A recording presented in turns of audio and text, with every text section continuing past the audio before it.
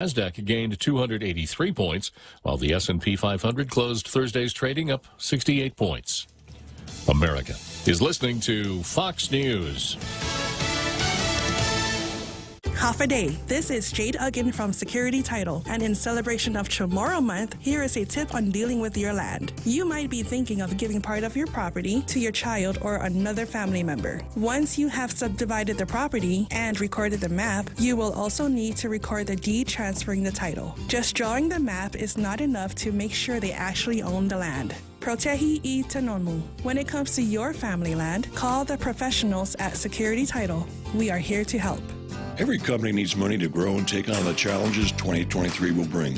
That's why Bank Pacific's commercial loan officers stand ready to help you. We offer several programs tailored to assist companies to get to the next step or perhaps for a startup, including working with SBA or GITA. Now we're banking on the future.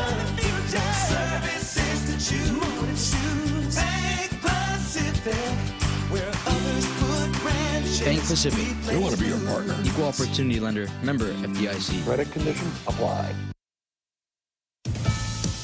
State lawmakers in Michigan are working on legislation that could lead to taking guns away from people. The Democrat-controlled Michigan Senate approves gun legislation along party lines that would require red flag laws, allowing the confiscation of guns, background checks to purchase all firearms, and safe gun storage mandates. The gun bills after a deadly mass shooting at Michigan State University last month. We must act, and we will. Democratic Governor Gretchen Whitmer will sign the measures. State Republicans argue the MSU shooter would have been in prison and banned from owning a firearm had a progressive prosecutor not dropped a felony case in 2019 against him.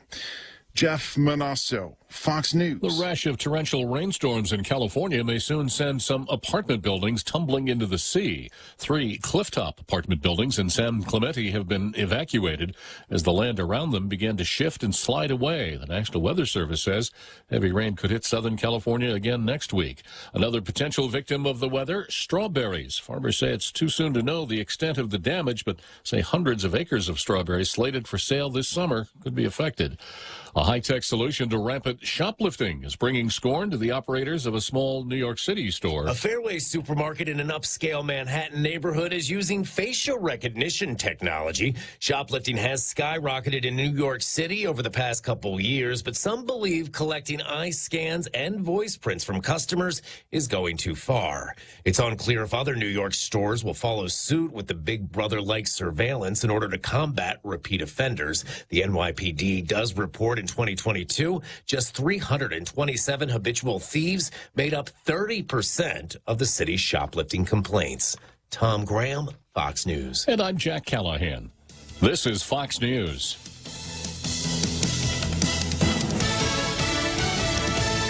Join us at Mezcla Chamorro Fusion Bistro and see why they've been crowned Guam's best Chamorro food restaurant for 9 consecutive years. Experience Chef Peter's candied salmon over scallion coconut rice, octopus tinactac, Chamorro platter, and their award-winning gourmet burgers. Or if you're looking for something healthy, try their keto-friendly menu. Come and enjoy Mezcla's half-a-day service at their Hagåtña location from 11 a.m. to 2 p.m. for lunch, 5:30 p.m. to 9 p.m. for dinner, or 10 a.m. to 2:30 p.m. for their famous Sunday brunch. Listen to The Point anytime, anywhere on Odyssey. Odyssey is your new audio home for all the music, news, sports, and podcasts that matter to you. Find your favorite stations like The Point and discover more. Music stations, local and trusted news sources, sports talk and team coverage, plus today's biggest podcasts. Find it all on the Odyssey app. AUDACY. Say goodbye to high power bills with Budweiser. From now until May 24th, purchase 12 packs of Bud Family and Bud Light Seltzer and scan the QR box inside for your chance to win a home solar package with install from Generation Renewable worth up to $30,000. Plus, you can win other great prizes like a 65-inch smart TV and a Choice Quad Play bundle with a cell phone from GTA. Must be 21 to enter. See currentguam.com for details. Budweiser reminds you to enjoy responsibly. Welcome to Tall Tales with Bob Klitzkie, the only show on talk radio where common sense is a lot more common. Phone lines are now open at 888-TALK. That's 888-8255. And now, The Point proudly brings you Tall Tales with Senator Bob Klitzkie. A well-regulated militia being necessary to the security of a free state, the right of the people to keep and bear arms shall not be infringed. As you can see, today is Tailgater Friday. It's a great day to be wearing your Tailgater t-shirt. Of course, every day is a great day to be wearing your Tailgater t-shirt. Friday is a good day to wear it because, you know, here on Tall Tales, Friday is our least favorite day of the week. Wearing our Tailgater t-shirts tends to kind of brighten up our day and cheer us up a little bit, preparing us to get involved with 70 hours of no Tall Tales. It's a tough one, but Jose and I weather through it every week. Okay, let's see what kind of an excuse the Daily News has for an editorial today. Zemi Ikotny.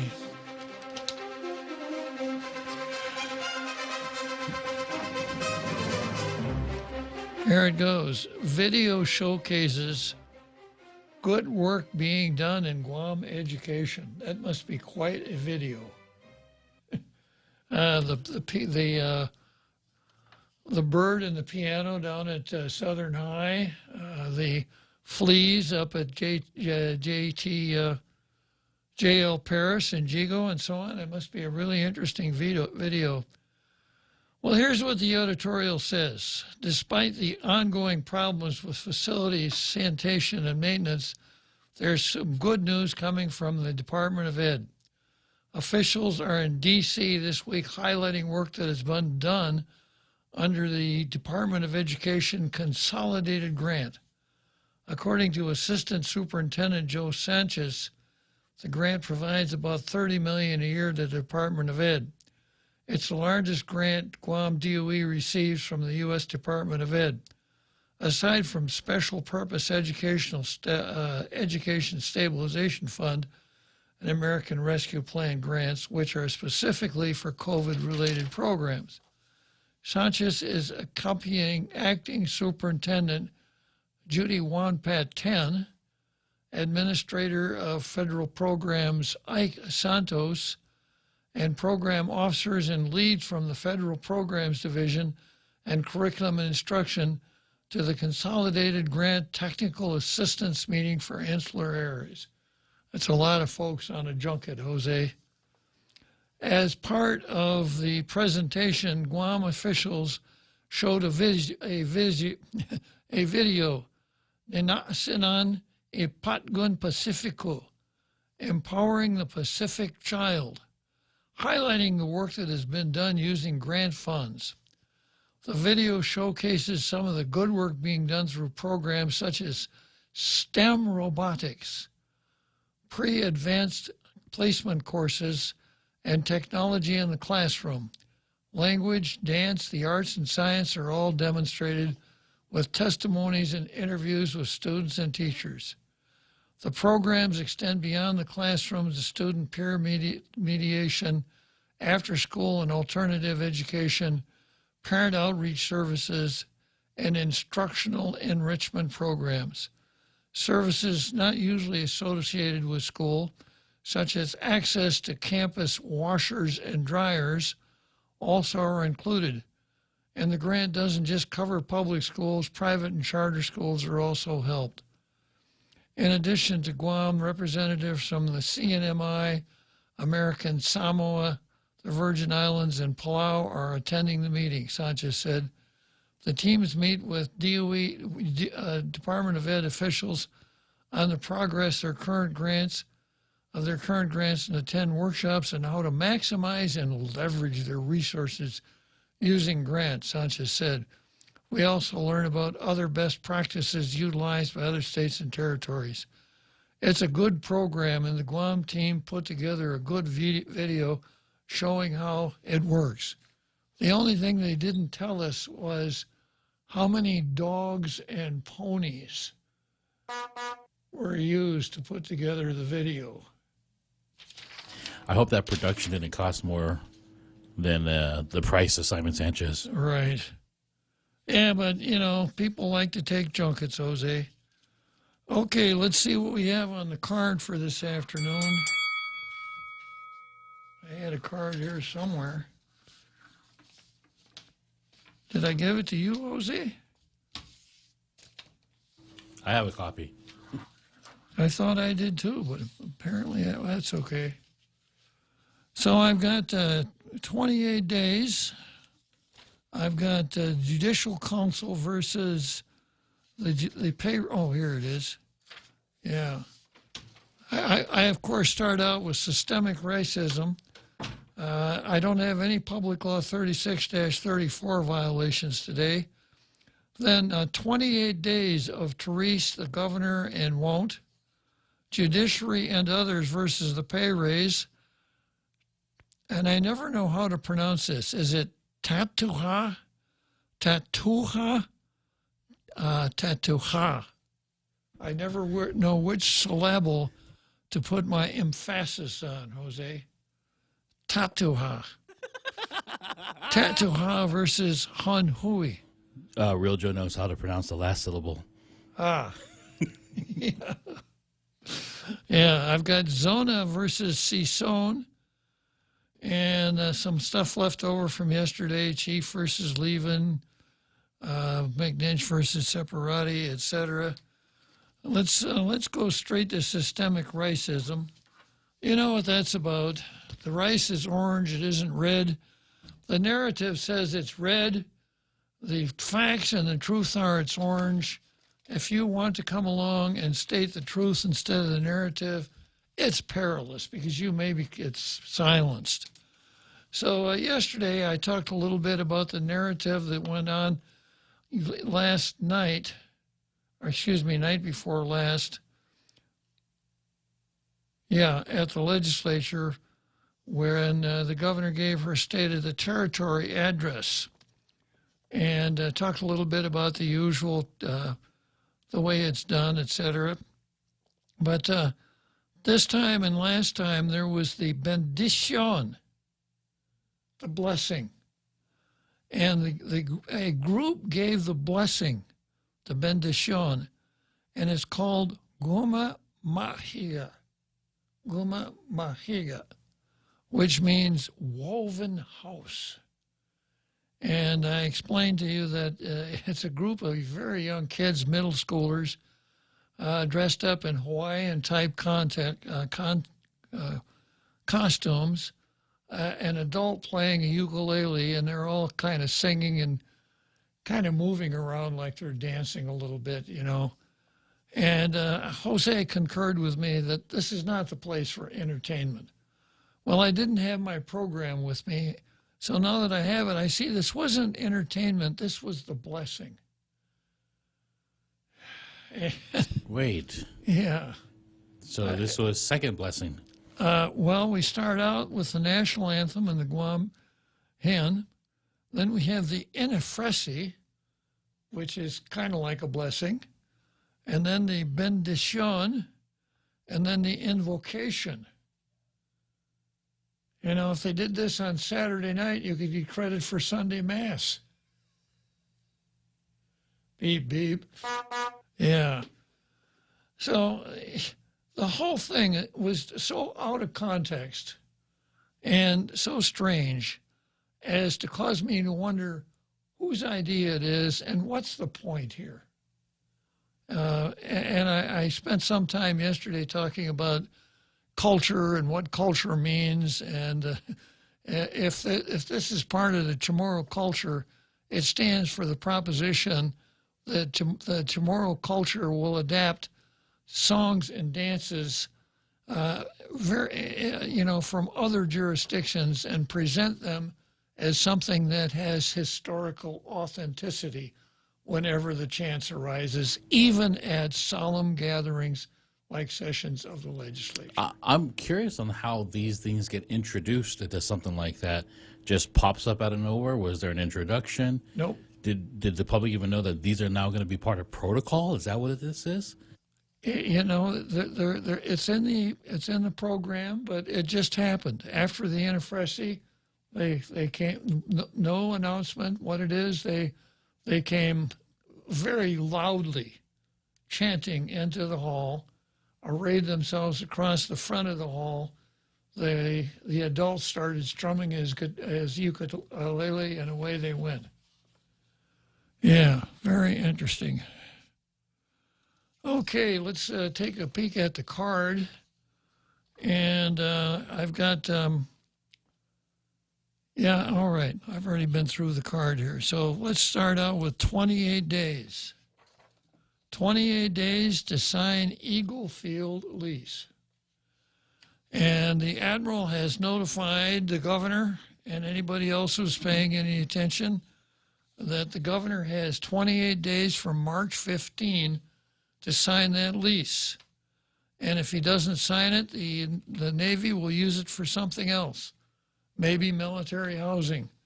And we know that it's also a possibility that part of the missile defense system will be located on what we used to call the Air Force transmitter site. That's what it is. There used to be a radome out there, and it's part of the Air Force radio, was part of the Air Force radio system. They're not using it anymore. But that's what it used to be called. So the Admiral says, kind of a put up or shut up, 30 days, or we'll use it for something else. So if you've done any negotiating at all, you know that there's something called the risk of non-agreement. And usually that risk bears more heavily on one side than another. And when I'm through here, you'll see that this is in the military's interest to do this. And you'll see that it's in our interest also. So it would seem to me that the interests are very close to being parallel if one isolates the negotiation from the lease from external considerations. As an example, give the land back to the original landowners, which is far more important than any other issue on the table there, right? So, so the Admiral has said he's not in the business of, what did he say? He's not in the business for long-term negotiations. He wants this done and done right away, and I can't say that I blame him. So there's a pretty good article here that ran in the Post, and this is how it goes. The governor of Guam was given 30 days from March 15 to sign the lease for the Eagle Field area of Manila, or the Department of Defense will instead use that land for other military purposes, according to Admiral Benjamin Nicholson, Commander, Joint Region Marianas. Also known as Latlo, the Eagle Field property is proposed site for a planned medical complex which include a new public hospital, a major initiative for the Leon Guerrero Tenorio administration. The project has been mired in controversy over land return issues, as several families claim ancestral ownership of the federally controlled property. Well, once again, I got to go through and clean this up, Jose. This is not federally controlled property. This is property, the fee simple title absolute of which is vested in the United States. It's not controlled, it's owned by the national government. And we're not talking about ancestral ownership here. We're talking about the desires of pre-condemnation owners, and they're nothing more than naked desires. There's no ownership interest in those folks at all. Going on to the article, tensions rose Wednesday between Governor Leon Guerrero and Speaker Therese Tetlahi, chair of the Legislative Commission on Land and Health. And by the way, an earlier article clarified that this matter is not before Teresa's committee. It's before Joe San Augustine's Committee on General Government Operations. Now, like everything else in the legislature, there's also gamesmanship and which bill gets assigned to what committee. And sometimes the senators will lobby hard. Sometimes, it's a tough call. You could make sound arguments would lie for laying the bill before one of two committees. And sometimes committee chairs will say, I want that bill. And sometimes authors will say, it's my bill, send it to my committee. And sometimes senators will say, it's my bill, send it to his committee, because they don't want to have it on their own. Now, if you go all the way back to our bill back in the 28th, which dealt with the Indoor Clean Air Act, that would have ended smoking in restaurants, bars, that sort of thing. It was a hotly contentious issue back in 2023. That's Senator Cruz? A hotly contested issue back in, where was it? In 2003, the 28th Guam legislature. It was Senator Leon Guerrero's bill, and it was initially assigned to the Committee on Health, etc., which was chaired by Mike Cruz. But the senators agreed that it should be reassigned to Senator Eddie Calvo's bill, which dealt with, I don't remember the exact title, but it was business regulation. So it went from health to business, much to the chagrin of Senator Leon Guerrero, who said, it's a health bill. So again, I can see sound arguments to put it one place or the other, because it was a business regulation. So it went to Senator Calvo's business. Now, of course, this brought a certain amount of criticism towards Senator Calvo because of MidPAC, which sells tobacco products, right, and liquor. But the bill passed. It was amended. It turned out to be, I guess, what I would call consensus. Nobody got what he wanted, but everybody got something that he could live with. I was anti-smoking in those days. I've been anti-smoking probably from the day 6 months after I quit, right on down to the prisons. I don't like to be around smoking at all. But anyhow, that was then, this is now. All the while, a measure authored by Tetlahi requiring, tensions rose between Leon Guerrero and Tetlahi over information that the lease would be delivered to the governor for her signature that afternoon. All the while, a measure authored by Tetlahi required legislative approval for any purchase or long-term lease of property owned by the federal government remains on the governor's desk. Action on that bill, Bill 12, won't be due until March 20, which is Monday. Yeah. So come Monday, she can sign it into law, she can veto it, she can do nothing, and come midnight Monday, it becomes the law. Causing me to stop here for a moment and do a little political analysis. Now, the bill passed the legislature unanimously, 15 ayes, 0 nays. I don't think anybody even passed. Now, we already know that one person who voted for it has had to get out his long wool socks and pull them over his cold feet. That would be Senator Won't Parkinson. I just heard an interview on KUAM. Mm-hmm. That was the funniest thing I ever heard. Did you hear it? No, I didn't. Oh, okay. Give me a shorthand rundown. It was very eloquent. He's a very well speaker. Yeah, he is. But it's a lot of circular talking, a lot of disinformation, and a lot of stuff that has nothing to do with the subject matter at hand. Like he was talking about not getting the military angry with us, and then veteran services, which are total separate divisions and departments. Yeah. talking about the land ownership and giving it back to the ancestral lands. And again, disinformation. And it was amusing. And I'm sure that Governor Leon Guerrero is sitting at a loop going according to plan.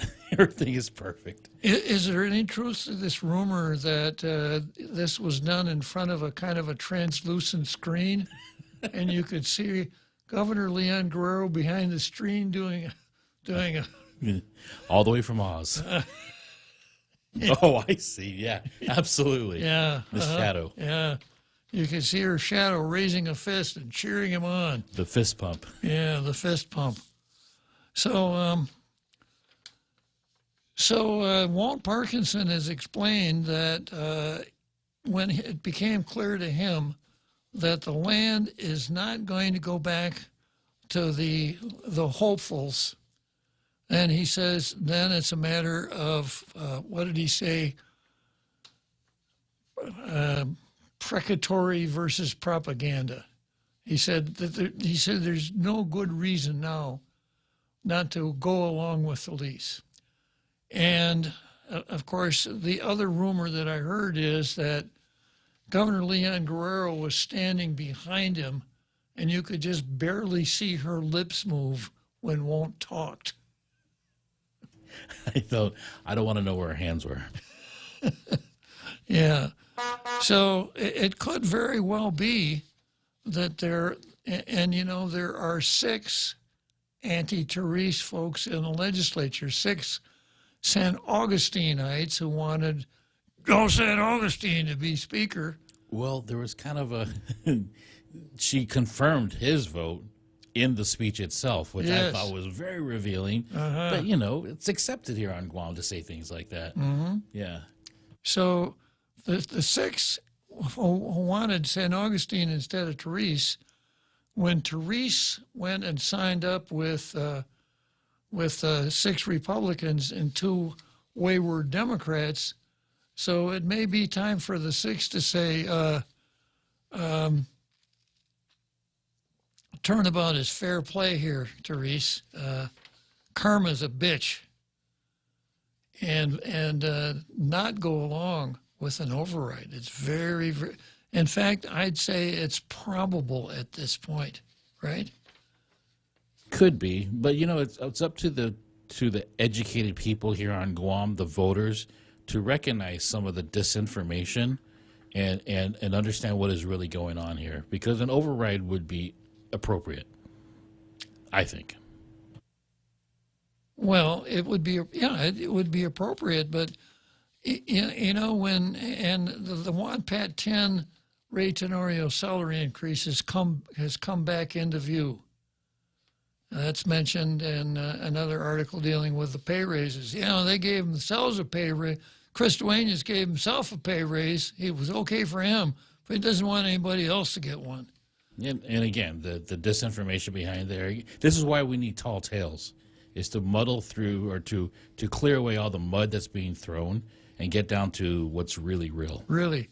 But when Tenorio and the WANPAT 10 did that, I wouldn't say I was enraged, but I was extremely disappointed in what those people did, especially the Republicans. And the voters did too, yeah. Yeah, but, I mentioned at that time that conventional wisdom in the legislature is when you do something like that, the people get really stirred up for 2 or 3 weeks, but they'll forget it by the time of the next election and no one will remember it. Well, that time it was different because I remembered it, and every time I got the chance, I brought the memories back to Judy WANPAT 10 and the WANPAT 10, and I don't think people forgot that because it cost 7 senators their seats. It was a classic turn the rascals out. That's how we wound up with 10 females in the legislature. Remember that? But I think we've kind of lapsed back into the old mindset. Outrageous things happen. People say, "Oh, I wonder why that happened," and they forget. So I suspect that my suspicion is, or maybe not even my suspicion, my cynicism tells me that the 6 would rather stay on the right side of the government than stay on the right side of the short-term memories of the public, right? And, of course, they've got cover because the admiral is now their cover. The admiral's come out and said, you guys aren't going to get you're not going to get your land back. So they can all say, like the unnamed senator said, you know, if it came down to the lease or giving the land back, I'd go against the lease. Nobody's going to do that now that the admiral has come out and said that. So anyhow, it's going to be interesting to see what happens on Monday. Governor has to veto that bill.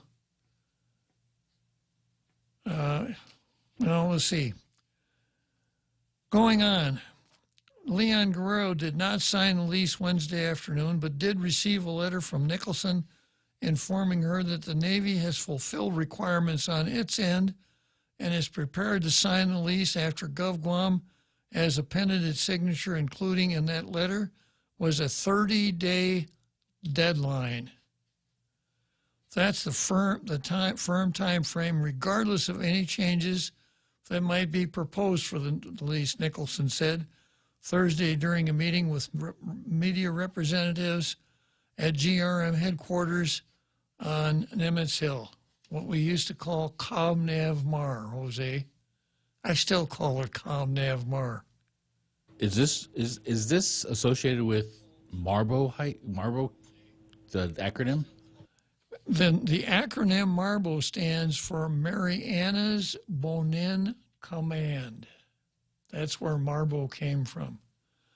So what we call Anderson South nowadays, and it has a new name too, at one time was called Marbo Perm Base. Mariana's Bonin Permanent Base. It was an Army base, believe it or not. Right, not long after the war. Hooah. Yeah.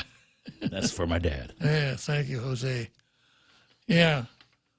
Comnav Mar, Commander Naval Forces Marianas. That's where the Mar and Marble comes from. I don't know how Marble Cave got to be called Marble Cave. Probably because it was close to the Marble Perm Base. Makes sense, huh? A lot of places have those acronyms, names, and like Tatuha, that people sometimes through culture and society use the language, it becomes a norm, and sometimes they think it's native language, like Niktam. Well, how about Agafagumas? Agafagumas, yeah. Yep. Agafa, that acronym stands up for something like the Air Force something.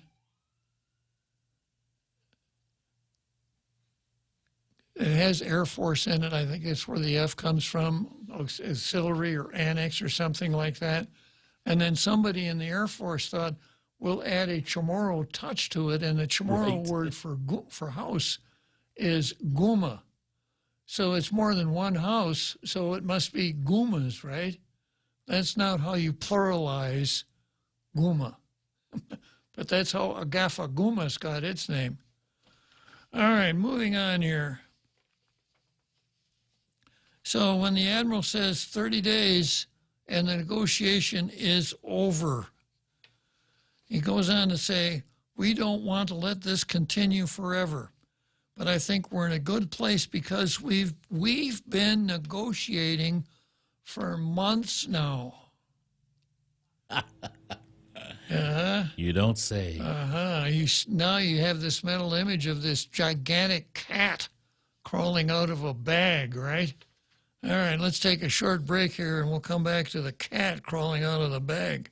Join us at Mezcla Chamorro Fusion Bistro and see why they've been crowned Guam's best Chamorro food restaurant for 9 consecutive years. Experience Chef Peter's candied salmon over scallion coconut rice, octopus tinactac, Chamorro platter, and their award-winning gourmet burgers. Or if you're looking for something healthy, try their keto-friendly menu. Come and enjoy Mezcla's half-a-day service at their Hagåtña location from 11 a.m. to 2 p.m. for lunch, 5:30 p.m. to 9 p.m. for dinner, or 10 a.m. to 2:30 p.m. for their famous Sunday brunch. Always here to help you. This island is our home. Through the years, we've been a friend to the neighbors we have known. Now we're banking on the future. Services to choose. Bank Pacific, where others put branches, we place roots.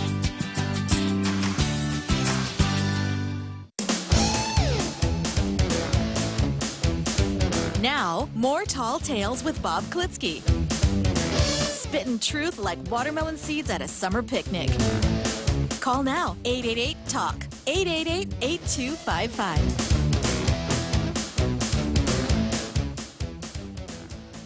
So, the Admiral says, I think we're in a good place because we've been negotiating for months now. So the question then becomes, you were negotiating? With who? And my first guess would be Carlotta Leon Guerrero. That's right. Yeah, who's supposed to be run the military affairs office down there at Adelup. I don't think the governor or the lieutenant governor would sit down and negotiate with Admiral Nicholson, but it makes a certain amount of sense. If you're going to have a lease and you want to have some of your stuff in it, you got to negotiate it. And when we get to the terms of the lease, you can see a little thought went into this, right?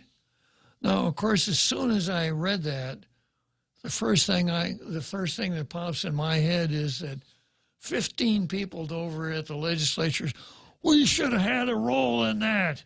We're a co-equal branch of government, etc. Why weren't we there? And they've gotten used to this habit of forgetting what separation of powers is all about. They think it's okay to have legislative representatives on executive committees, and of course it isn't. I went through that the other day with an old Supreme Court case called Springer versus Philippine Islands. You can't have members of the legislative branch on a committee that has executive functions. Now, the legislature is certainly staying in its lane when it says you can't enter any lease unless we approve it. And a de facto form of negotiation might arise then, because when the bill to approve the lease is before the legislature, there could be some negotiation between members of the legislature and the governor who say, we're not going to approve it unless you can get the Navy to change paragraph 17, 19, and 21. If you can't, it's not going to be approved. A three-corner negotiation. That could happen. But for members of the legislature to be part and parcel of the negotiation, it's not their lane. And I can't imagine ever getting anyone to agree on anything if 15 senators had to sit in on it, you know. You can't even get them to agree on what time sessions start. Everybody says the legislative session is adjourned until 2 o'clock tomorrow afternoon. People come dragging in at 10 after 3. Has the session started yet? No, it hasn't started yet. Oh, okay. I'm not late then. All right. And then Admiral Nicholson goes on to say, we're not in the business of let's just kick the can down the road. He's about the only one in this lash-up who's not in that business, right? In fact, the legislature is working on a new crest that has a picture of a foot and a number 10 can in the center of the crest. Again, if the government of Guam chooses not to enter into this lease, we have other things we can earmark for that. The land likely would be proposed for military housing if not used for the medical complex, Nicholson said. Good place for military housing, right? Meanwhile, the governor has committed to signing the lease, although it's not clear how soon that will happen. Nicholson's statements Thursday also reiterate what the governor has said time and again, that the Eagles Field property will not be returned to GovGuam as excess land from the federal government. Therese Terlahi doesn't agree with that. I can't emphasize enough how this is such a straw man to place in front of the importance of the decision of Eagles Field being the location. I mean, there's so many other discrepancies that can be brought up that are legitimate. The infrastructure, the road leading there. Yeah. What about, why are we going to be spending on a lease, even though they said they can give it for free with, conditions, when we have prime property that we could be using? All those are real issues. The Eaglesville property and quote unquote landowners is not. No, I suspect that the governor sees it as a very useful straw man. Exactly. Because she can pander to them. How does the legislature not see that? Yeah. Okay, Nichols' statements Thursday also reiterate what the governor has said time and time again. The Eaglesville property will not be returned to GovGuam as excess land from the federal government. And judging the state of world's affairs, I would say there probably is a good chance that no one who's alive right now will ever see that happen again. There are times, Jose, when you just have to stand back when something's gone, right? Like the old Sprague Theater in Elkhorn, Wisconsin, where I got my start in show business, right? It's gone. I mean, the local theater group took it over, but there'll never be movies there again. When I was growing up, it was such an important part of kids' lives in that town. But it's gone. It's never going to come back. And I look at it and I say, it was a great thing while it lasted, but now it's over. And life is like that. There are a lot of things that are that way. And due to a really interesting situation in world affairs where the Soviet Union fell apart and our whole threat analysis changed. The Cold War was over. We didn't see the Soviet Union, what used to be the Soviet Union, as a threat. China had not gotten to be anywhere near as powerful as it is now. Even North Korea was relatively tame. So we decided, okay, we've got a peace dividend coming up here now. We can demobilize, we can bring the troops home, we can scale down many of our military facilities. And we decided we don't need a lot of stuff that we got on Guam. Stuff that really hurt. Ship repair facility. Closing that down was a disaster. Mass exodus. Yeah, a disaster, because those were really good jobs. The Navy took people off the street, made them apprentices, taught them a very valuable trade so that when it did go close down, those guys all got jobs in the States. But it was a terrible thing. We lost a ship repair facility, Naval Supply Depot. Remember that? We lost the Marine Barracks. And so the ComNavMar, the military establishment, decided a lot of the land that we have on Guam, we don't need anymore. So we don't need it. We'll give it to other federal agencies. But because of Underwood's bill, they gave it to us first. And I suspect that the people who followed this along hold out that poster they hang on the wall that says, "Fool me once, shame on you. Fool me twice, shame on me." So the military in this gesture gave the land back, gave the military land to the Territory of Guam to put to public use. And what did we do with it?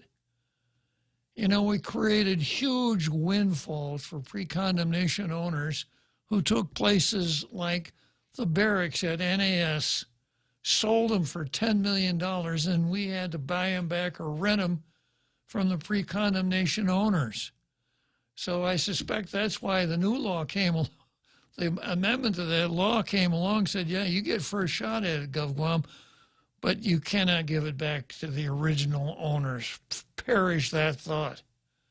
And then Jim Moylan, jumps on his donkey, grabs his lance, and starts looking around for the nearest windmill to go tilt at. Oh, I'm going to introduce a bill for Congress so that we can give the land back to the original landowners. Instead of a lancet, he has a big, huge pen. Yeah. Well, his land is in the shape of a pen. Yeah. Wow. So, given the state of world affairs now, we go. There are peaks and valleys.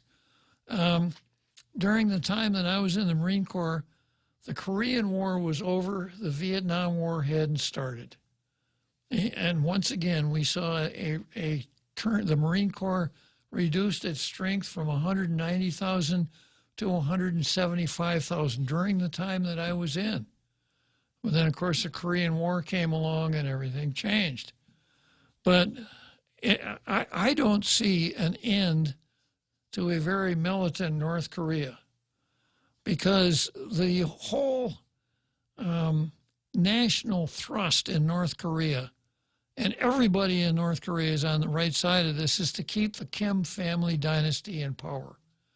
And the only thing that keeps the Kim family dynasty in power is the threat of the United States and its puppet South Korean government doing away with North Korea and the Kim dynasty.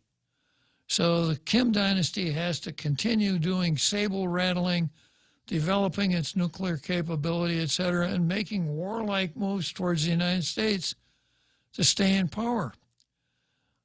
China, you study China a little bit. We plan our long range, we consider 10 years a long range plan. Chinese consider 200 years a long range plan. And the Chinese approach is, at one time, China was way, way ahead of Europe. In 1491, a Chinese fleet sailed all over the world. But then they decided, we'll dismantle the fleet. What's the point? We're the middle of the world. Why do we need that? So they were way ahead at one time. They ran into some rough times due to colonizers. So their approach now is, we kind of fell behind for a couple years, a couple hundred years, but we're back now, and we are going to be the #1 country in the world. Russia, as long as we keep picking fights with it, is going to be a threat to us. So the military is going to continue to ramp up given this situation. A ramping up military is not going to give you any land back. I think those days are gone forever. Okay, going on to back to the article here. To counter the argument, the speaker in the past pointed to the 2021 letter from Secretary of Navy Kenneth Brathwaite indicating that land identified for the medical complex would be made a part of the military's net negative inventory or property that could be transferred to GovGuam. But Nicholson explained Thursday that the letter should be understood with the context that reassessments happen in conjunction with geopolitical changes. A major consideration now for existing property on Guam is to need to set up missile defense facilities in light of threats from China. Federal access land is a designation given to property determined to have no military utility at the time of designation, but that does not automatically begin the transfer process, the Admiral said. Brathwaite's letter came in January 2021, but by the fall of that year, as it became clear that missile defense for Guam would require multiple locations, military engineers identified Eagle Field as a prime site to set up facilities. But because of the commitment that was made, the engineers went back and they said, can we make the system work without using that parcel of land to be able to use it for a hospital? They redesigned the entire missile defense system to make that work, Nicholson added. So they're really serious about this. Now, unless you're Therese and say, well, you know, that's just them talking. You can't really rely on anything they say. According to Governor, her her hate for the military. All right, let's take a short break and we'll come back here to 28 days. Half a day. This is Jade Uggan from Security Title, and in celebration of Tomorrow Month, here is a tip on dealing with your land. You might be thinking of giving part of your property to your child or another family member. Once you have subdivided the property and recorded the map, you will also need to record the deed transferring the title. Just drawing the map is not enough to make sure they actually own the land. Protehi I Tanonmu. When it comes to your family land, call the professionals at Security Title. We are here to help.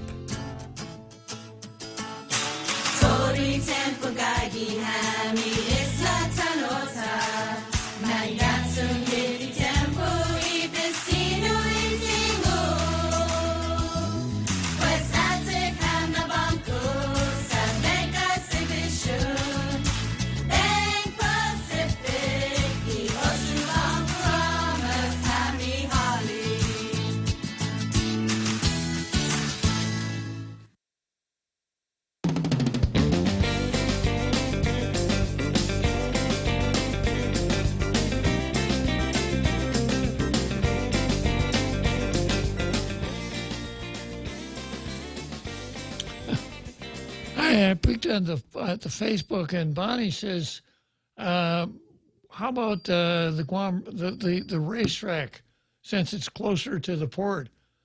Bonnie's been gone for a long time. That racetrack has been closed for a long, long time. Bonnie, the racetrack now is in Jigo, up around the Hawaiian Rock area, not any closer to the port than Eagle Field. In fact, Eagle Field's a little closer than the racetrack. Okay, back to this article here. So this is really quite a statement that the engineers went back and redesigned that whole missile defense area in the Air Force transmitter site so they could accommodate the hospital. The next report that we'll put out is required by the National Defense Authorization Act that lists the disposition of all DoD lands on Guam will show that none of the stuff left is excess, Nicholson said. Yeah, so not a surprise to anybody who's following along. I have a feeling that when it comes to the National Defense Authorization Act, giving the land back to the original landowners is not on anybody's radar, nor should it be. The lease for Eagle Field properties covers 112 acres and will come at no cost to Gov Guam under the condition that several requirements are met for the new hospital. Now, these requirements, you know, are kind of the reverse of throwing Brer Rabbit in the briar patch. You know, we'll give you this land, but you have to, you know, we'll give you this dinner table, but in order to do that, you have to cook this turkey for us. Yeah. They're sound. They are, and they'll benefit us as much as them. These requirements were determined after considering shortfalls in both military and civilian hospital systems and include a hyperbaric recompression chamber for treatment of diving injuries and patients requiring hyperbaric oxygen treatment. Now, let's stop here for a second.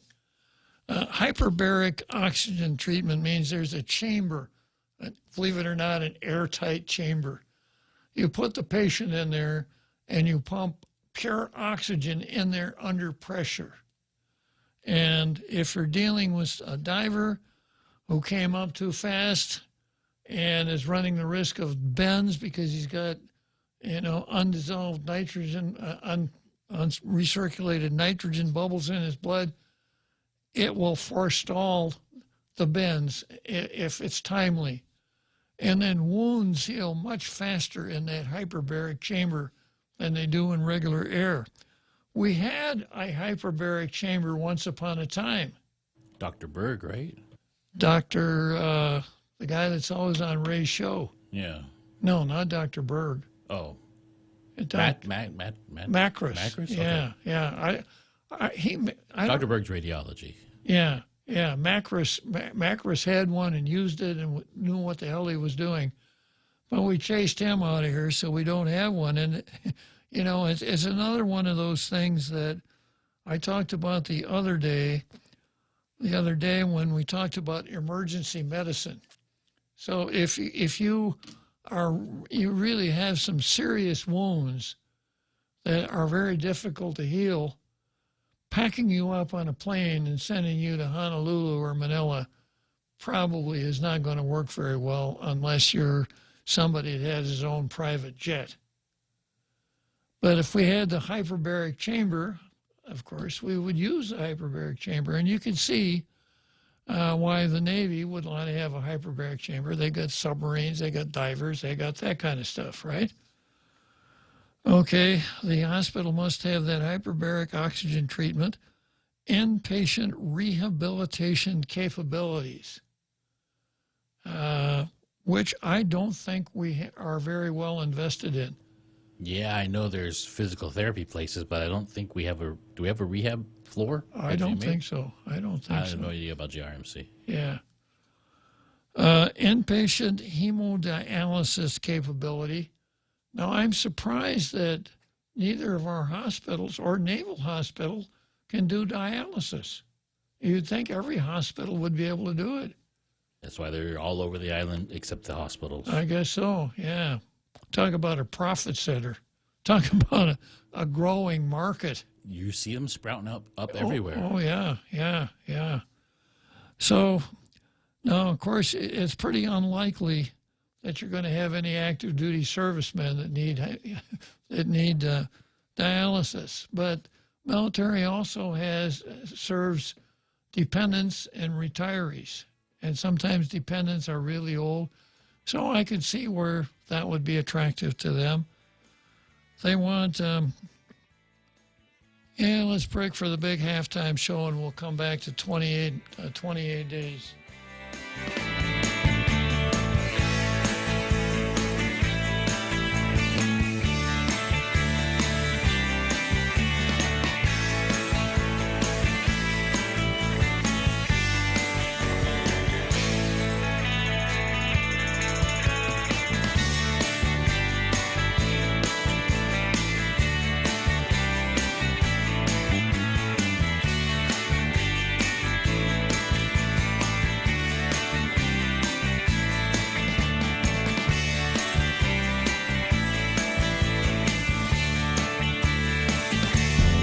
The Point is KUSG, Hagåtña, Guam, 93.3 FM and 104.3 HD3.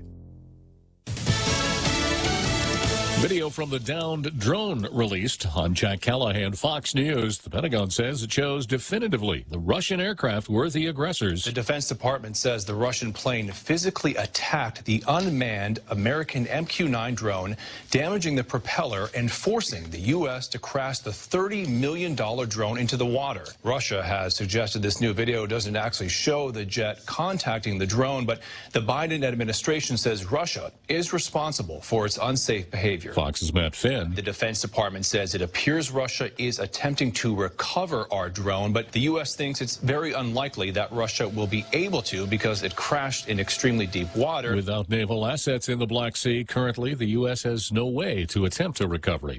Ukraine will get fighter jets, not from the U.S., at least not yet, but NATO ally Poland says it will send 29 MiG fighters to Ukraine to help defend against the Russian invasion. There's been another train derailment, this This one in Kentucky, 21 cars leaving the tracks after the engineer had to slam on the brakes because of a large truck stuck on a crossing. No hazardous chemicals aboard. The train was hauling vehicles. Treasury Secretary Janet Yellen grilled about two recent bank failures in a hearing yesterday of the Senate Finance Committee. Yellen tried to calm fears. That our banking system is sound and that Americans can feel confident that their deposits will be there when they need them. Senators asked why Signature Bank poured its money into risky investments. The GOP says inflation triggered higher interest rates, and that cost SVB. Democrats said well-heeled interests softened banking regulations 5 years ago. Fox's Chad Program Committee Chair, Ohio Democrat Senator Sherrod Brown, promising an investigation into the bank regulators. Wall Street rallied yesterday, the Dow gaining 372 points, NASDAQ up 283. America is listening to Fox News. Well, hello. Ray Gibson here to tell you it's officially Frontier season at Nissan Guam. Go test drive a new Frontier and own one with no money down. Plus, Nissan will make the first 3 payments for you. You'll love your new Frontier as much as I do mine. Plus, they're giving away cash, all sorts of prizes. Way too much to share in a 30-second commercial, so visit the showroom or visit the website, NissanGuam.com today. Join us at Mezcla Chamorro Fusion Bistro and see why they've been crowned Guam's best Chamorro food restaurant for 9 consecutive years. Experience Chef Peter's candied salmon over scallion coconut rice, octopus tinactac, Chamorro platter, and their award-winning gourmet burgers. Or if you're looking for something healthy, try their keto-friendly menu. Come and enjoy Mezcla's half-a-day service at their Hagåtña location from 11 a.m. to 2 p.m. for lunch, 5:30 p.m. to 9 p.m. for dinner, or 10 a.m. to 2:30 p.m. for their famous Sunday brunch. Prosecutors in Florida say they have now charged a third person with last year's shooting death of a Microsoft executive. Jared Bridegan was gunned down along a Jacksonville Beach road a year ago with his toddler daughter present, and since then, police have charged an alleged hitman, Henry Tenen, for a murderous conspiracy. Tenen pleaded guilty, saying it was he who pulled the trigger. He has agreed to testify truthfully against those he worked with to murder Jared Bridegan. Prosecutor Melissa Nelson adds Tenen implicates the ex-wife's current husband, Mario Fernandez, who will now face a first-degree murder charge and a possible death sentence. Bridegan was 33 and a software developer for Microsoft. In Miami, Eben Brown, Fox News. California's Governor Newsom has announced a plan to distribute 1,200 small homes around the state to help ease the state's homeless problem. He says it's only a start. Jared Bridegan, things under the rug or kicking people off the streets and sidewalks and claiming a job well done. That doesn't do justice to the injustice that is perpetuated because our inability to reconcile the larger issues of wealth and income inequality. The first few hundred small homes could be built and ready for occupancy in Sacramento this summer.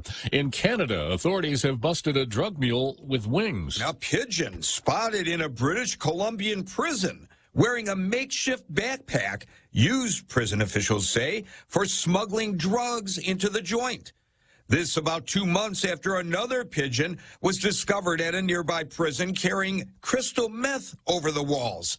Using homing pigeons to smuggle drugs into prisons is an old-school technique that's been used for decades. Gary Baumgarten, Fox News. And I'm Jack Callahan. This is Fox News.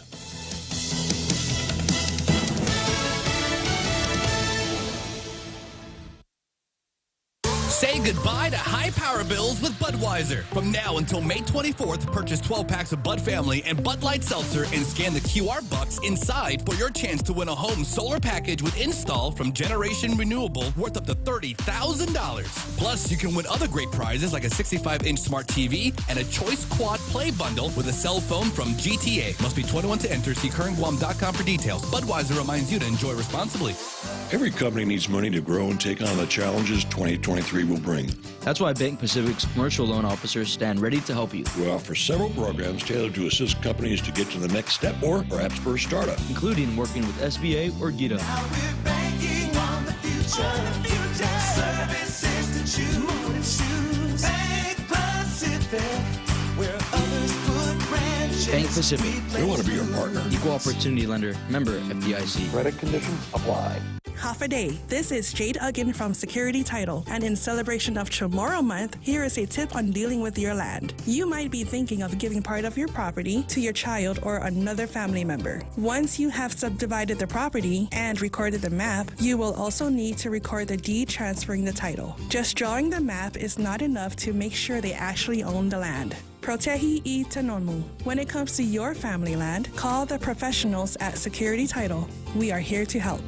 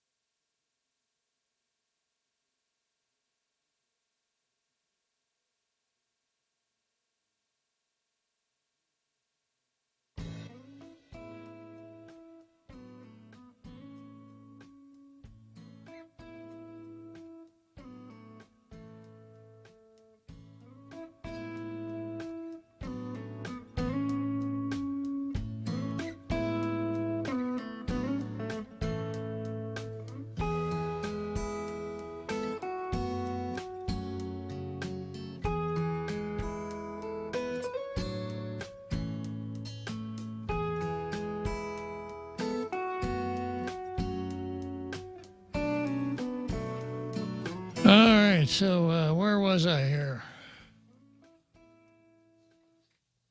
I guess we've been through Cat out of the bag. Rogues Gallery. You want to tell the folks one more time, Jose?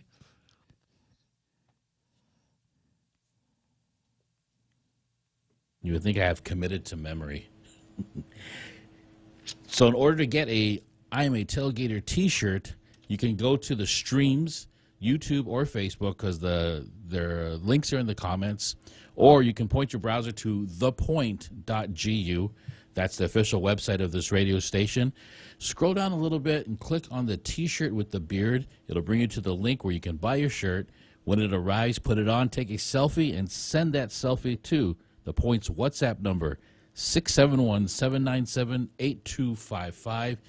And you two will be added to the Tailgater Rogues Gallery. And it's growing every day. We have a couple new editions coming up soon. Oh, good. Good deal. Okay, so back to 28 days here. So a list of the things that, terms in the lease that the new hospital must provide. And, of course, the Navy folks will be able to use it just like civilians, which isn't saying much because right now anybody from the Navy can go to Guam Memorial Hospital. We've talked about that before. Ambulances will take people who are injured to the nearest hospital, regardless if the patient is military or civilian, regardless if the hospital is military or civilian. So allowing naval personnel to use our hospital is not a concession, really. It's something we got to do anyhow. But then they want us to accommodate all of these other things. They want to make sure that the hospital has a hyperbaric chamber, rehab capabilities, a hemodialysis capability, pediatric intensive care unit. We should have that anyhow. And interventional radiology for cardiac catheterization. That's another thing, you know. If we had that, then people wouldn't have to go off island for that. It'd be a great thing for local folks to have these things. Now, looking at it with a purely mercenary eye, if we agree, if these are terms in the lease and we have to provide these things, I suspect there's probably going to be a lot of federal money that'll help us pay for those things. You want a hyperbaric chamber for this joint use hospital? Well, the secretary over here is going to give you this much money. So it's a good thing for us. You know what I did not see on the list? A reproductive rights floor. It might be the deal breaker if you didn't ask for it. Yeah. Okay, now the article says the Navy provided this list of requirement to GovGuam earlier this year. In all those cases, what we desired from military members and their family members, all of those are actually things that benefit the community here as well, and they certainly do. I really wish we had all of those things already. They're very valuable additions. The Navy requires the new hospital be able to receive patients in a mass casualty scenario, such as a national disaster or major incident.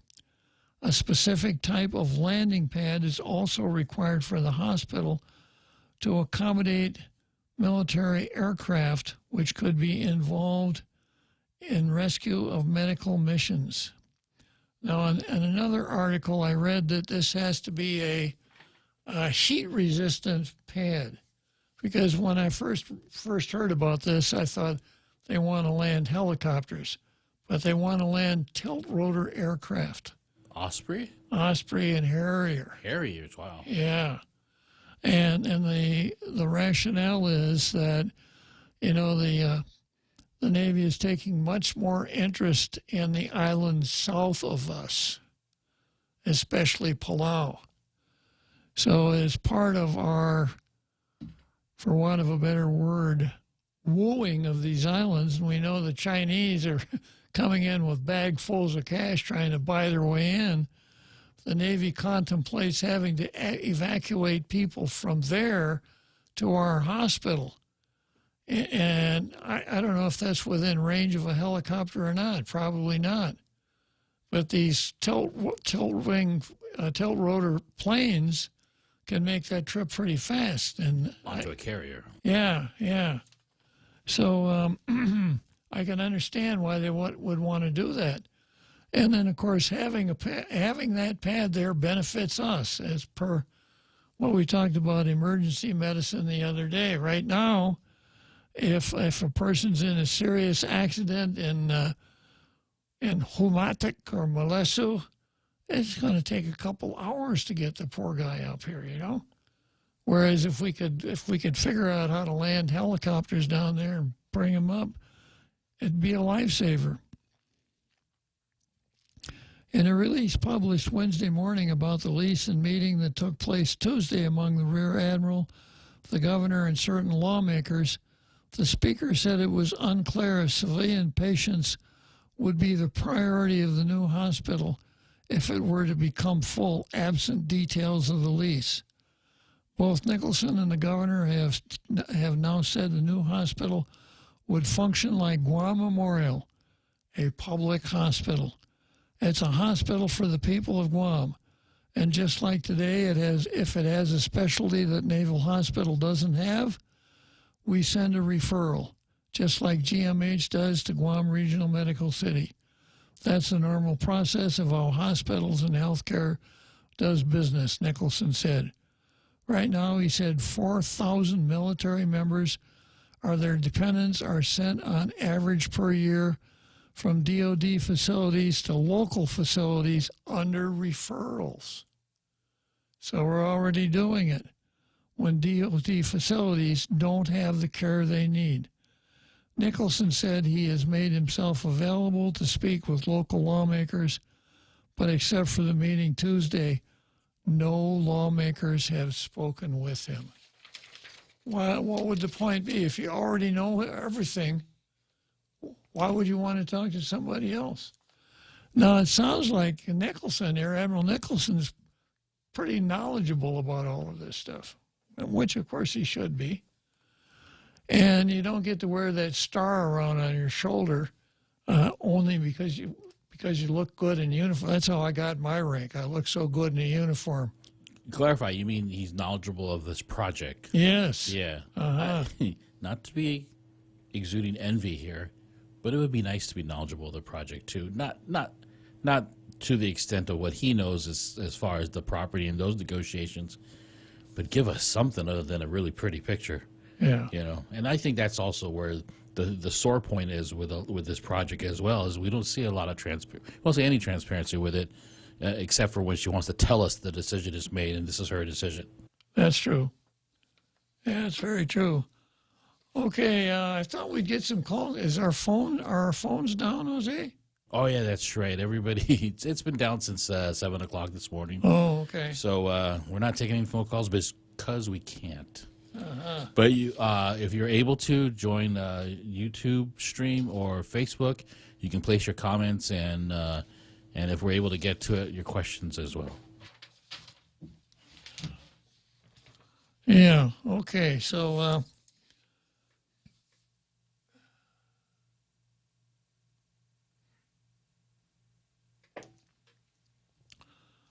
Okay, so let's move on to the next item on the card. And that's the judiciary and others versus the pay raise. Now, I have a release or a news story from today. New Judicial Council resolution supports workers' 22% pay raises.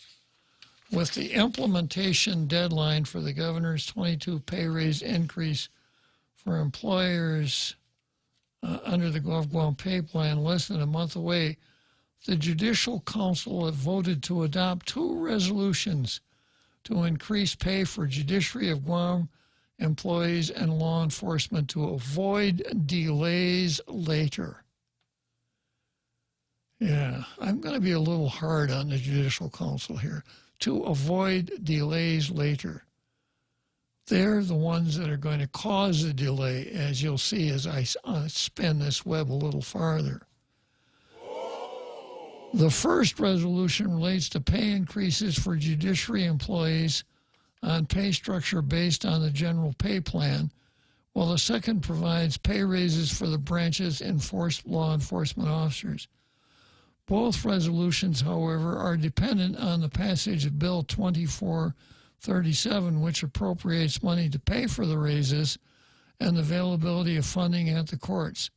The council has the authority to adjust pay scales for its employees. Now, that's an interesting sentence, and I'm going to take it as though the reporter knows what he's talking about, because Bill 24, as introduced, did not say boo about the judiciary. It was only for the executive branch and the so-called line agencies of the executive branch. But you remember when the hearing took place on Bill 24, Snow White and half the dwarves and most of the government was there, probably without taking leave. But the Chief Justice was there testifying on the bill, and the bill did not relate to the judiciary at all. But he came to testify on that bill anyhow, and his testimony was, well, you need to include the judiciary here too, because, I don't know if he used the appropriate legal expression as made to us, known to us by the Commissioner of Molesu, sauce for the goose is sauce for the gander, right? But I commented at the time, I thought it was a little bit unusual for the Chief Justice to be over there testifying on an administrative matter when they have an administrator of the courts. It would have seemed to me a little bit more appropriate, yeah, rather than Chief Justice didn't wear his black robe to the hearing, so maybe it was okay. At least he didn't give a cultural blessing. Yeah, but he wanted to be right up there at the front of the trough. But Bill 24 did not, as introduced, provide pay raises for the judiciary. Now the sentence says both resolutions are dependent on the passage of Bill 24, which appropriates money to pay for the pay raises and the available funding at the courts. Now this gets a little more complicated when we get into a little farther into this. Bill 24 seeks to appropriate the funding to Department of Administration for the implementation of the adjusted pay plan. Just what I said, the Department of Administration is not the courts. Supreme Court of Guam Chief Justice Robert Torres appeared before the legislature during the bill's hearing on February 27 as an advocate for the judiciary to get the money needed to implement the pay increases within the branch. The salary adjustments to the judiciary employees will cost more than $1 million. With the anticipated 22% raise in the executive branch, pay disparities will exist within the judiciary's workforce, according to Barbara Paris, the court's human resources administrator. And maybe the Chief Justice was sick that day. She provided the counsel an illustration highlighting disparities in the pay of some judiciary positions as compared to equivalent positions in the executive branch. A few I'd like to point out, particularly the judicial social worker starting salary is $39,326 compared to the executive branch $49,731. Our facilities maintenance worker current salary is $28,111 compared to $32,355. And lastly, the program coordinator 1 starting salary is $35,945 compared to $41,372. These comparisons will result in pay disparities for judiciary employees. In line with the executive branch, judiciary management recommended and supported the action to yield a 22 increase from the original pay scale for all employees affected by pay structures based on the general pay plan.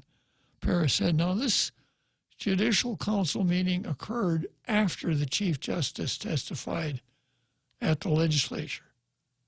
Chief Justice first, and then we get resolutions from the... In the executive branch, this would have kind of been bass-ackwards, right? Absolutely. Yeah. So, additionally, management presented a resolution for the branch law enforcement personnel, such as court marshals. They have court marshals at the court? I thought only the military did court. Oh, that's a different kind of marshal.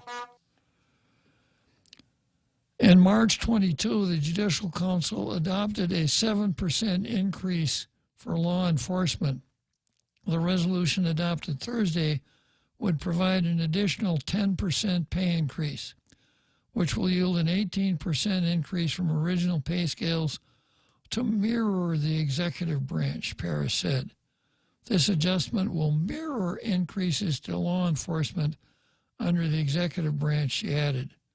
The economic impact to implement the judiciary law enforcement raises is roughly $500,000. So we're talking $1.5 million here. The resolution would ensure the court's pay structure has internal, here comes the word, Jose, internal equity. Diversity, equity, inclusion. and stays competitive with external markets, the judiciary said. After the hearing on Bill 2437, the Committee on Appropriations amended the bill to include other agencies and entities in the government of Guam. The amended bill now concludes and contains the appropriation for the judiciary.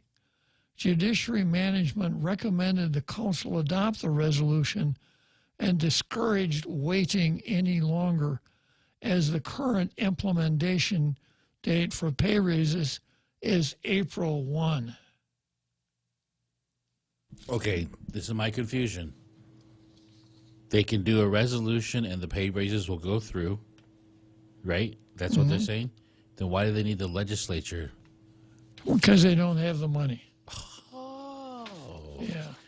And that's It's more cart before the horse. Exactly. Yeah, exactly. They have the authority to make the raises. You know, they can attack Chris Duenas with ad hominem all they want, but the reality of it is, if you don't have it, how can you give it? Exactly. Exactly.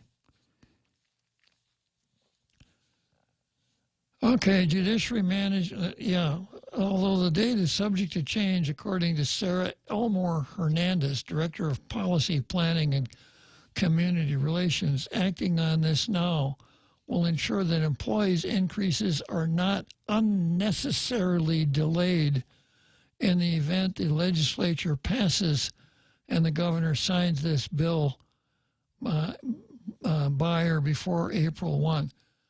Now, anybody at the court has already spent that first check. You know, oh, yeah, we're going to get a raise on April 1st. The Judicial Council, you know, the Chief Justice, Hernandez said, right? Both resolutions. You might want to rethink that date. Exactly. Both resolutions were passed unanimously with the caveat that a breakdown of current salaries of judiciary employees as compared to anticipated GPP adjustments in the executive branch be provided to council members. Yeah, we let the horse out, so we're going to lock the horse. We're going to lock that barn up now. Okay, so now here's the rest of the story. Pay hike bill won't be on next session agenda, and that's why I'm calling this the Judicial Council versus the pay raise. A bill introduced at the governor's request to raise the general pay plan salaries will not be on the agenda for this month's legislative session. No! Republicans blocked the bill in the Rules Committee, saying there needs to be a lot more discussion now that an amended version boosts the cost from $16 million to $23 million. You see what happened? The new version of the general pay plan increases the appropriation by $7 million or 40%. It inserts additional raises for previously excluded agencies like the University of Guam, Guam Community College, and the judiciary. I just thought of something. Mm-hmm. Now would be a good time for any of those Republican senators to put in their addition of their staffers as well and make it as high as you want. Exactly. Yeah. Well, when I just advised any Republican senator to not get any parking tickets for a while. Senator Tello says while all support pay raises, the new price tag warrants more scrutiny. You don't say. None of us want to see that we put in these salaries, and the next thing you know, 2 years down, we're starting furloughs because we can't afford that increase. And now those people who got that increase will lose a job because the government doesn't have enough money to pay for it, she says. That's plagiarism. That's what Chris Duenas has been saying this whole time. Exactly. Joe St. Augustine moved to place the bill on the agenda saying, quote, if you look at the bill, And the substitute bill, you see that it makes the appropriate amendments to the Budget Act to reflect the increase and moved on. Oh, that's great, Joe. Remember what I was telling you about the Adeloop 6 in the legislature? Yeah. Senator Chris Duenas, who previously pushed for the raises to be part of the budget process, agrees with Tello that it can't be rushed. Mr. Chairman, I can't think of any other time when we've made that substantial of an increase, that substantial a change in a bill, without having another hearing or contemplating that in the fiscal impact, said Duenas. Now that we're in budgetary process and we've seen a $7 million increase in this proposal, that requires much more than one public hearing and a committee of the whole for this bill in light of the fact that we are revisiting basically the entire revenues and expenditure portion of the Budget Act. So, you know, this was all so predictable. Now, if the learned wizards at the court were to stand back and look at this is the analysis. Okay, the Adeloop 6 want to push it. The governor wants to push it. Adeloop loyalists will push it. The Republicans have dug in their heels. They don't want this pay raise. They've been completely unified on this, and they don't. So we send the Chief Justice over there to testify, saying, give it to us too. And then we send a couple of Judicial Council resolutions over there. What have we accomplished? We have armed the people who are against the pay raise. Exactly. That's all we've done. You know, they were out there shooting 45 pistols. We gave them brand new M1s with scope sights on it. Yeah, and that's why I say the judiciary is against the pay raise. They're not smart enough to figure that out, but they literally shot the pay raise in the foot because what they could have done is stand back. And if the pay raise passes, and it may very well have, you know, given the Adeloop 6, the penchant for senators to want to raise pay raises, they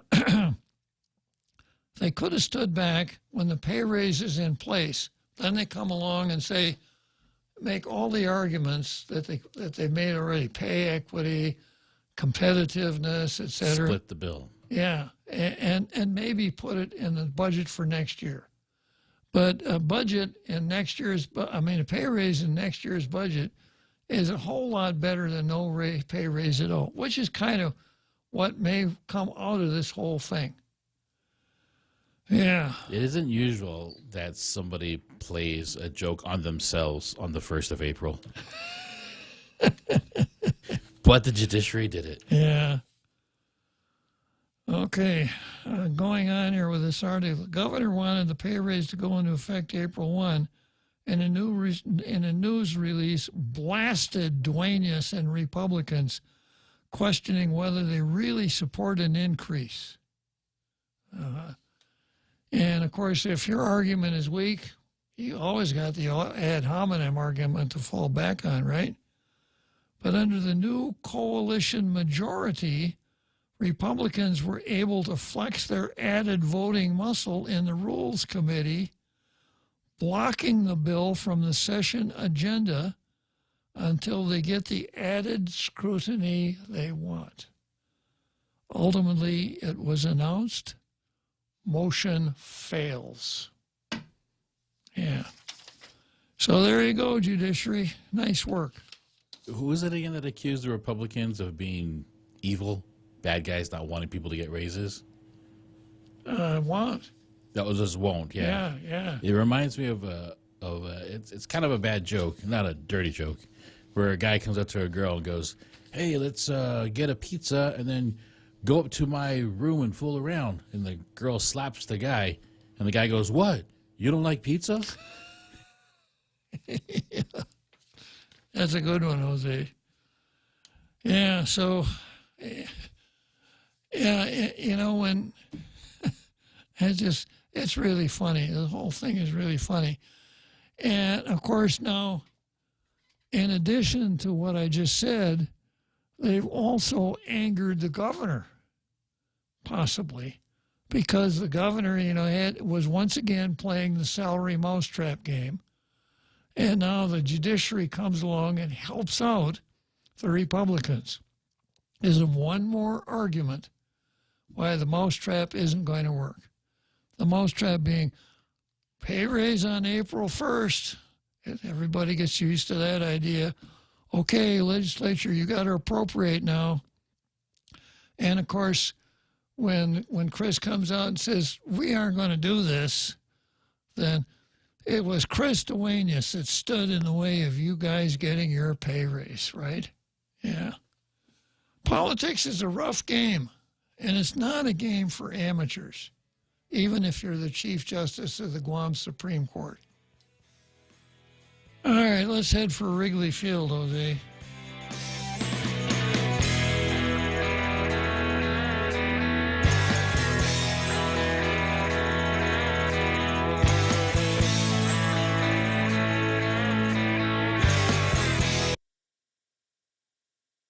Say goodbye to high power bills with Budweiser. From now until May 24th, purchase 12 packs of Bud Family and Bud Light Seltzer and scan the QR bucks inside for your chance to win a home solar package with install from Generation Renewable worth up to $30,000. Plus, you can win other great prizes like a 65-inch smart TV and a Choice Quad Play bundle with a cell phone from GTA. Must be 21 to enter. See currentguam.com for details. Budweiser reminds you to enjoy responsibly.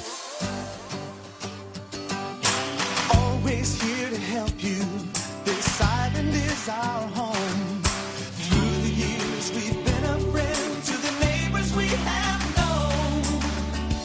Now we're banking on the future. Services to choose. Bank Pacific, where others put branches, we place roots.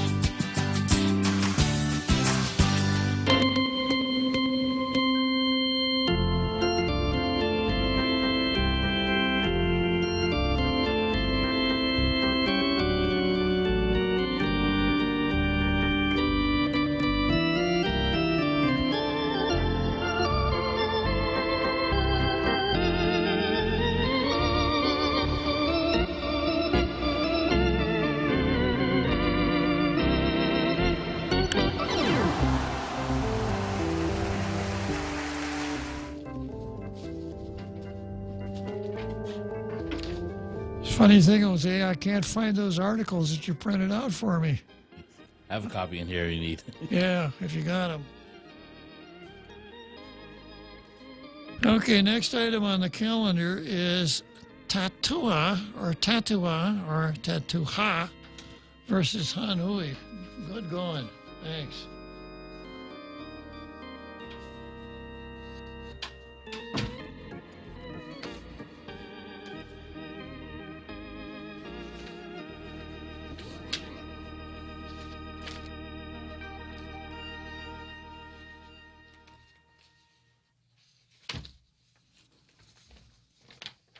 Yeah, so this is an article that ran in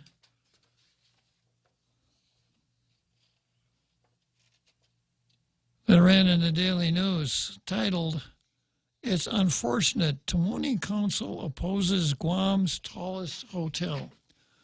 The Tamuning Tumum Harmon Municipal Planning Council voted to oppose the proposed 37-story Hanhui Tumum Bay Hotel, which was touted to be the tallest building on Guam at 492 feet because of what the council described as extreme height and close proximity to the shoreline. The final decision rests with the Land Use Commission, which could overturn or sustain the municipal council's decision.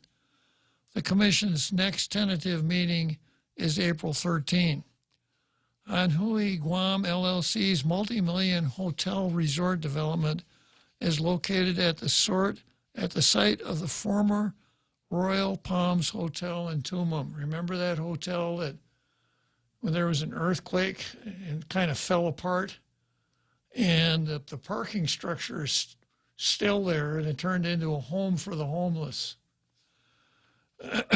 It's unfortunate that only a couple of neighbors are raising that issue, that are self-serving. Otherwise, other neighbors are in support of the project. Architect Brett Wise, Senior Vice President of RIM Architects, said Thursday, by a vote of 9-0, the Planning Council opposed Han Hui's proposal to rezone the area from R2 to H, or resort hotel.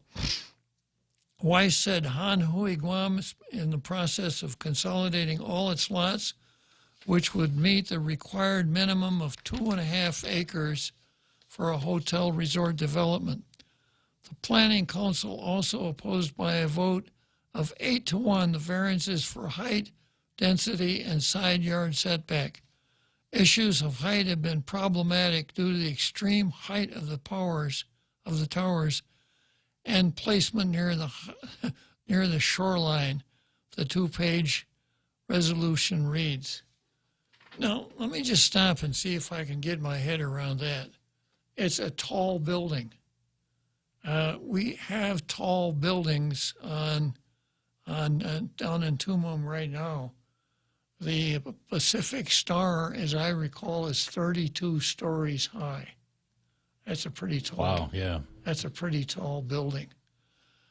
Now, if you're close to the airport, I could understand it.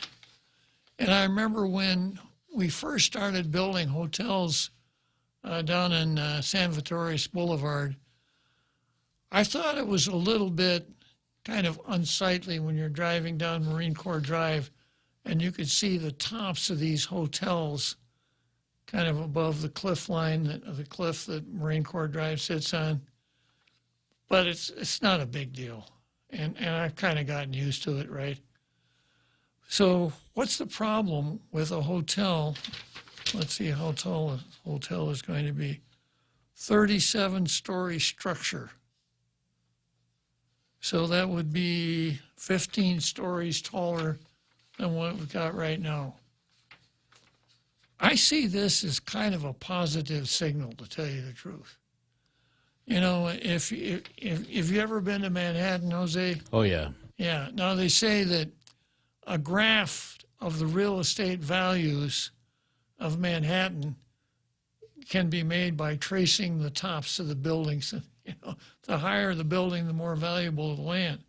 So if somebody wants to go up 37 stories, it means that land is pretty valuable, which would mean that obviously people figure they can make money by building there, and might be a good signal to other builders to come and build if they say somebody's going to go 37 stories. Yeah, I have a hard time understanding why this would be a problem. Maybe they're hoping if they abandon the project, the land will go back to the original landowners. That's got to be it. It has to be. Yeah, that's got to be it. It's tattoo. I don't know if Therese or I went to that meeting or not. Probably. Probably. Yeah. Now, you know, when the hotels started going up down there, in England they have something called the doctrine of ancient lights. So if I have a house on Blackacre and I've got an ocean view out of my house, and you buy Whiteacre, which is in front of my house, I have a certain ability to preserve that view. We don't do that in the United States. Somebody builds and blocks your view, tough.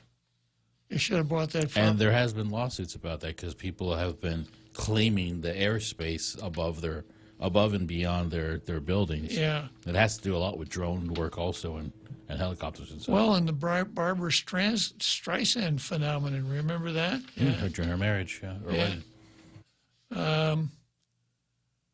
I can't remember how you say it in Latin, but in English it translates from the center of the earth to the heavens above.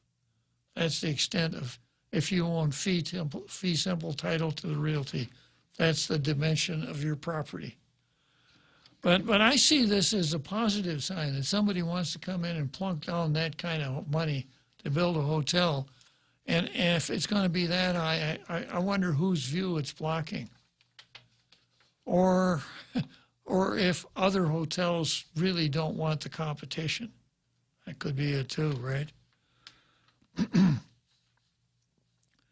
Article goes on to say, and then the other thing, proximity to the ocean. Isn't it on a cliff? Well, aren't most of the hotels, All of them. Yeah, except the ones that are built on the other side of San Vittorius, they all are close to the ocean. And that's the attraction to, guess what? Tumon Beach. Yeah. Most hotels on Guam don't meet the 6-story limit, but their application for height and density variances were approved. Tamuning Mayor Luis Rivera said the Planning Council weighed both the economic boost that the new hotel resort would bring as tourism tries to recover, as well as concerns of members of the surrounding community. During council meetings and public hearings, there were discussions whether Hanhui could modify the design from a 37-story building to 12, or whether it could shift its water park from the left side of the property to the right side, among other things. The mayor said the developer didn't indicate a change in the design before voting on the resolutions took place. Rivera said she would welcome the new hotel because it would open hundreds of new jobs and bring a new source of tax revenue for the government. But she said the council as a whole also needs to consider the nearby residents' concern. Who, let's see, one of the residents' names is Herman Nimby. Yeah. And his family, the whole Nimby family, lives down in that area. I hear he's related to our governor. Yeah.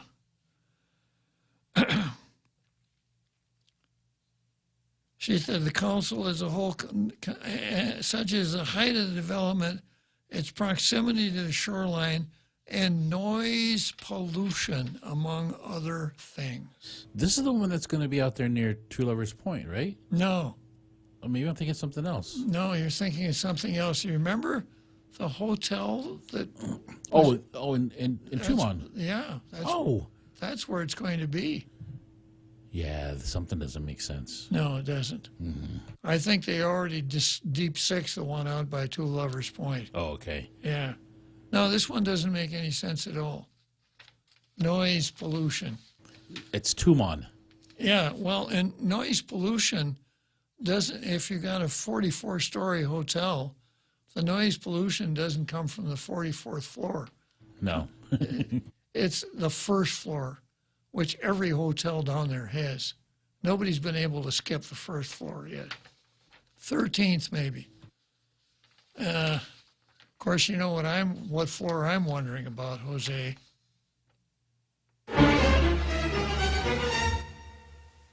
Of course. I hear it got loud. Yeah. The mayor is seeking a middle ground, having a new hotel in Tumon that's acceptable to most, if not all the neighbors. Rivera and other council members said Hanhui could always modify its design to address the concern about the proposed hotel resort. Well, you know, when people do this, they spend a whole lot of money just making their plans. And their plans are based on getting a return for their investment. So these guys figured, if we're going to invest here, we need to get this kind of return. If we're not going to get this kind of return, then maybe we'll go somewhere else. You know, we're not that interested in making a handful of people around that hotel tummy warm. It's a beautiful project and one will boost the tourist economy, tourist council members said. But some design changes would have to be made to make it acceptable to the council. The proposed project would have a 2-tower hotel with connected landscape walkways. The 31-story South Tower will be 420 feet tall, while the North Tower would be the tallest building on Guam at 492 feet, the developer said earlier. The property near Matapang Beach is owned by Han Hui Guam LLC, which is a subsidiary of Hongwell Group Taipei. The proposed hotel is the first development in the region, and given the reception they got, probably the last. Bad news, Jose. Okay, next item on the card.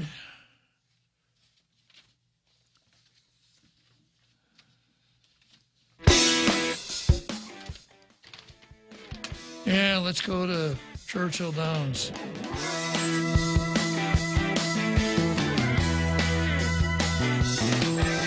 Half a day. This is Jade Uggan from Security Title, and in celebration of Tomorrow Month, here is a tip on dealing with your land. You might be thinking of giving part of your property to your child or another family member. Once you have subdivided the property and recorded the map, you will also need to record the deed transferring the title. Just drawing the map is not enough to make sure they actually own the land. Protehi I Tanonmu. When it comes to your family land, call the professionals at Security Title. We are here to help.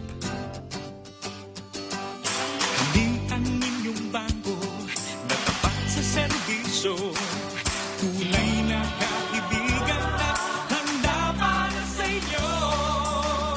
Ang bangko ng kinabukasan, laging maaasahan. And Pacific, where others put branches, we place roots.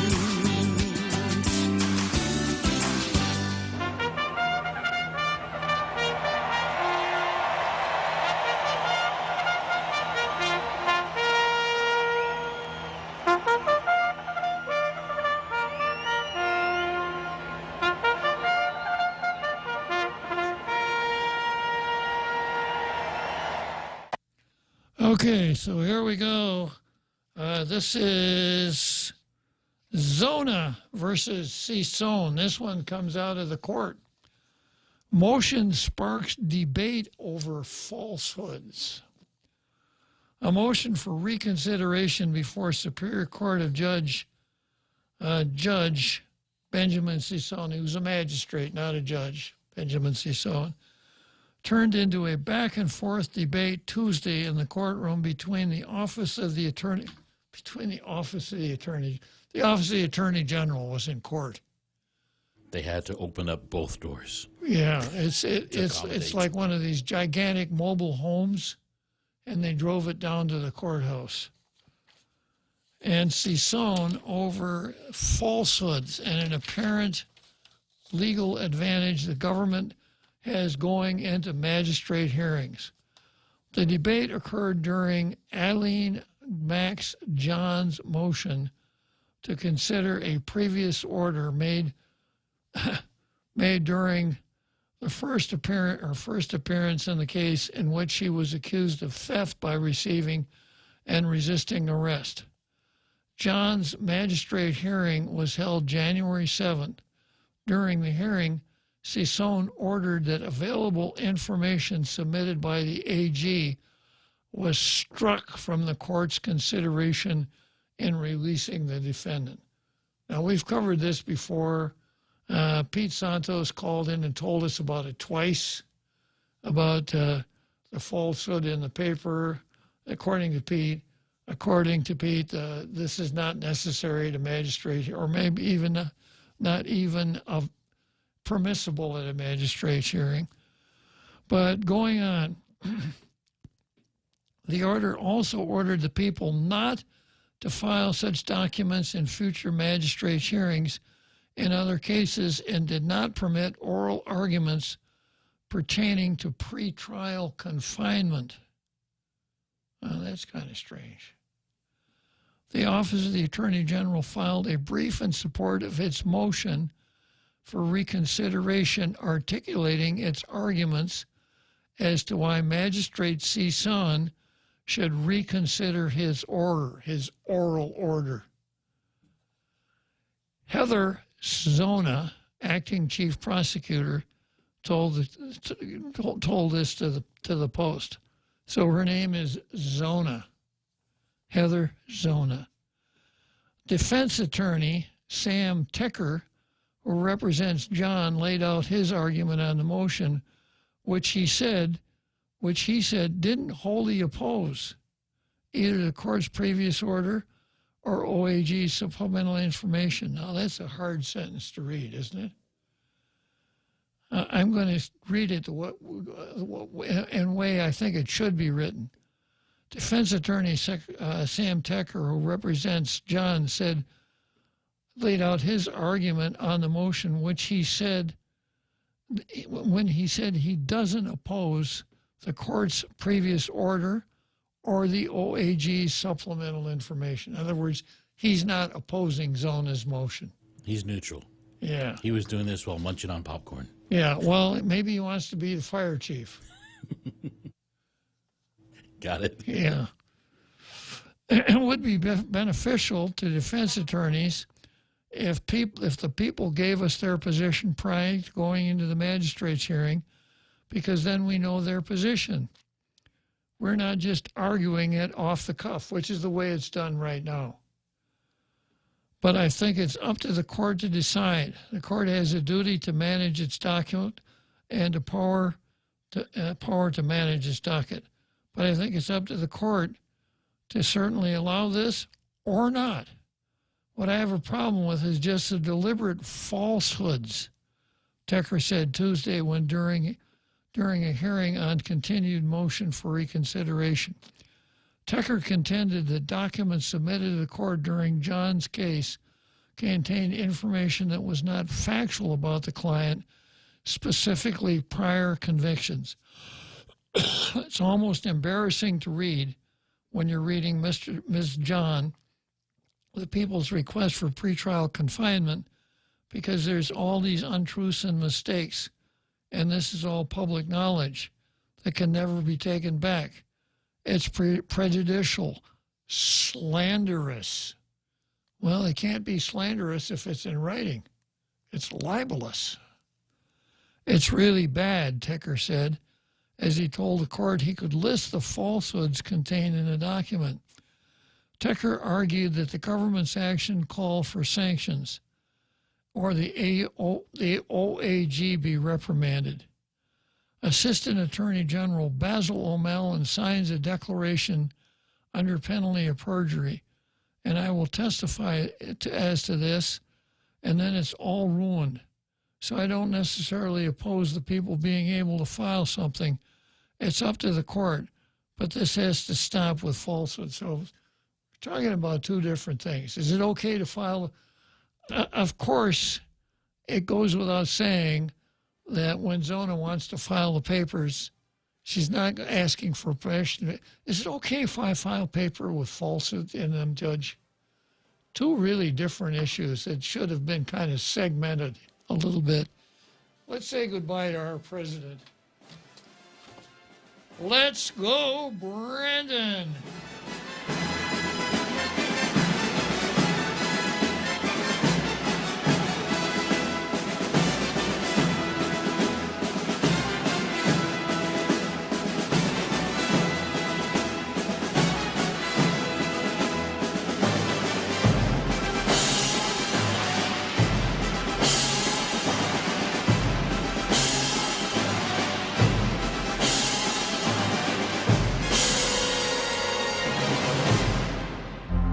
The Point is KUSG, Hagatna, Guam, 93.3 FM and 104.3 HD3. 4.3 HD3. Drone attack video released. I'm Jack Callahan. Fox News footage which the Defense Department says proves the U.S. unmanned drone which crashed into the Black Sea this week was struck by Russian aircraft. Pentagon video shows a Russian fighter jet dumping fuel on the MQ-9 Reaper before clipping its propeller in international airspace and sending it crashing into the water. Russia claims its fighters did not strike, and the Reaper went down after making a sharp maneuver. U.S. officials say the video video proves intentional harassment, but they leave open the possibility that Russia may not have meant to destroy the drone. Fox's Jackie Heinrich, a Pentagon spokesman, says they do not seek a confrontation with Russia after two large bank failures in the last week. Treasury Secretary Yellen told the Senate Finance Committee yesterday, no need to worry. I can reassure the members of the committee that our banking system is sound and that Americans can feel confident that their deposits will be there when they need them. Secretary Yellen insisting taxpayers will not be on the hook to make whole the depositors in Silicon Valley Bank and Signature Bank. A group of the country's 11 largest banks is depositing up to $30 billion in First Republic Bank, headquartered in San Francisco, to prop it up. 14 Republican members of Congress who are also pilots calling on President Biden to withdraw the nomination of Phil Washington to head the FAA, saying he has zero aviation experience. Washington is the CEO of Denver's International Airport. State of Oregon is suspending a program that pays rebates for buying or leasing an electric vehicle because it's running out of money. State has paid out about $71 million in the last 5 years to help Oregonians buy about 25,000 electric vehicles. Millions of brackets are busted after the first day of the NCAA basketball tournament. Arizona losing to Princeton and the University of Virginia stunned by Furman. America is listening to Fox News.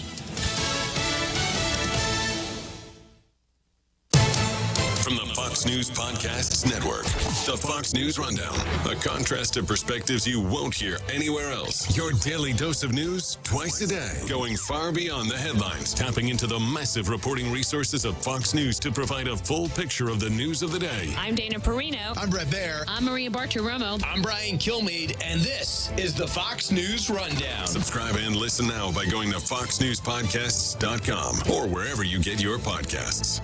From the Fox News Podcasts Network. Hey, this is Trey Gowdy, host of the Trey Gowdy Podcast. Every Tuesday, you'll hear what's on my mind. Plus, every Thursday, there's a special bonus episode where we answer the questions that are on your mind. Make sure to spend your Tuesdays and Thursdays with Trey. Subscribe now at foxnewspodcast.com or wherever you download podcasts. Hope to see you. America's listening to Fox News. The U.S. Supreme Court honors the late Justice Ruth Bader Ginsburg today. 2 days after what would have been her 90th birthday, the justice is planned to hold a special meeting of the Supreme Court bar to honor the late Ruth Bader Ginsburg. A number of officials will speak, including the Solicitor General, appellate judges, professors, and others. The bar meeting will be live streamed on the court's website and will be followed by a special session of the court, during which the U.S. Attorney General Merrick Garland will speak. Earlier in the week, the governor of New York announced a plan to carve a likeness of Ginsburg into the state capitol's Great Western Staircase, making it the first carving since the staircase was completed in 1898.